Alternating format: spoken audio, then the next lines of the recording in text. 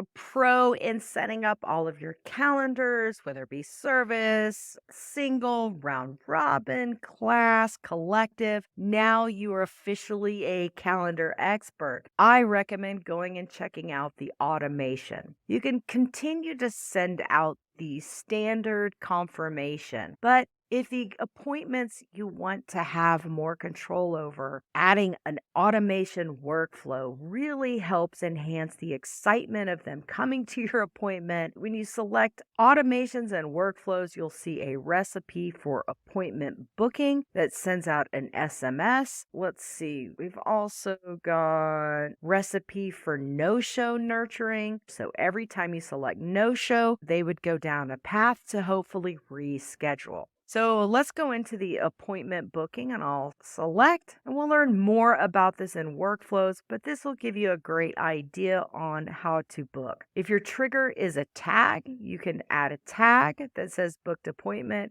or you can add a new trigger by typing in trigger and appointment. So we can do appointment status booked, confirmed, customer booked an appointment, or appointment status. So if you select appointment status, you can see any type of appointment. You can add filters for specific in calendar filters, and you can create workflows from there. You can send a text right away, or you can create a full-on workflow to send them the calendar link, which is where we would put the calendar link right here to the calendar. We could create trigger links, we can create reminders, and the list goes on. We can also create things like no-show or no response or other types of workflows. So for example, if they didn't show up to the appointment, we want to try to bring them back in to come back to the appointment. So you can check out the no-show nurture. The trigger is when the appointment is a no-show. We would send them an email that says, would you like to reschedule your appointment? We could send them a text as well.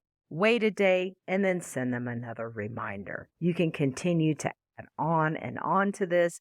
You could also enhance your emails by adding images or videos or anything that might be tips or tricks on what they originally wanted to schedule with your appointment. Creating an appointment workflow is really simple because all you're going to do, whether you use these or not, is you can select a simple trigger by just going to trigger and appointments, and you can set it by appointment status or by customer booked. So you could do the no-shows right here or the customer booked. Let's go back and type in appointment. We could do customer booked. We can add filters, has a tag, in calendar, in a group, and you can do several workflows for any type of calendar. Lots of great fun things when it comes to calendars. I think we've covered everything that you can possibly cover. So when it comes to workflows, you can get as elaborate or as creative as you want with calendars. You can also create email templates as well. So you could set up an email template for specific appointment reminders, have them schedule the appointment, have everything in the appointment as well, and use that inside your workflow by just creating one master template. You can also add your calendar links, URL links into trigger links to be able to effectively have a trigger link for that permalink in your calendar that we talked about earlier, adding it to an email or text template, creating a trigger link for your specific calendar link and being able to send out that trigger link with email and text snippets, or setting up an email template for an appointment reminder for 24 hours, 1 hour, or you can just go back into the workflows and you can just create your email right from scratch inside the recipe of the specific booking calendar, or you can create it right here where you just add the send a text or send an email and you can create it right inside your workflow. So using that permalink inside your calendar, again, let's go back to calendars. Using that permalink when we go into calendar settings is the permalink that I would recommend doing when you're setting up your custom emails.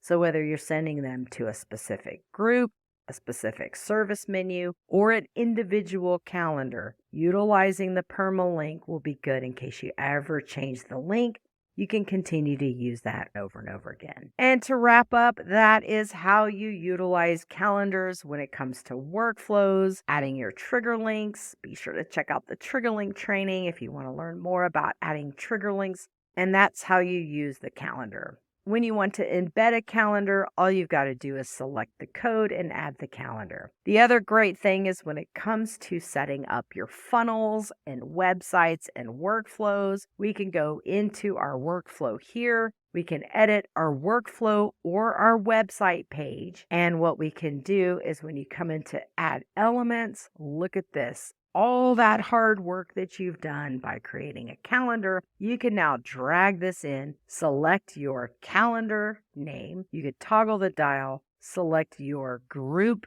calendar page. You could select a specific calendar. We could use the group calendar where we have the group calendar set up.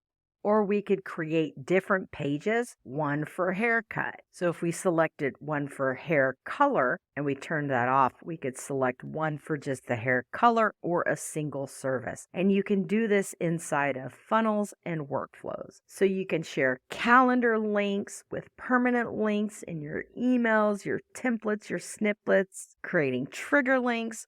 You can create workflows, and now with sites, whether you have a website or a funnel, you can create a funnel page that goes to calendar.yourdomain. They can book a calendar, or you can embed it on your external website and utilize calendars there as well. Lots of wonderful things, and calendars are all over the place when it comes to utilizing the software. If you're not managing a calendar, you want to at least select a single-use calendar so that you can start managing your day-to-day business, manage your meetings with your customers, create automation so that it will automate reminders and follow-ups for you so you don't have to continue to call and say, are you going to show up to your appointment tomorrow? Setting up calendars and automation is one great place to be able to automate and effectively manage your day-to-day schedule, your meetings with customers, your servicing customers, your products or your service or your rentals with customers. So make sure you go and set up your calendar today just by going into calendars,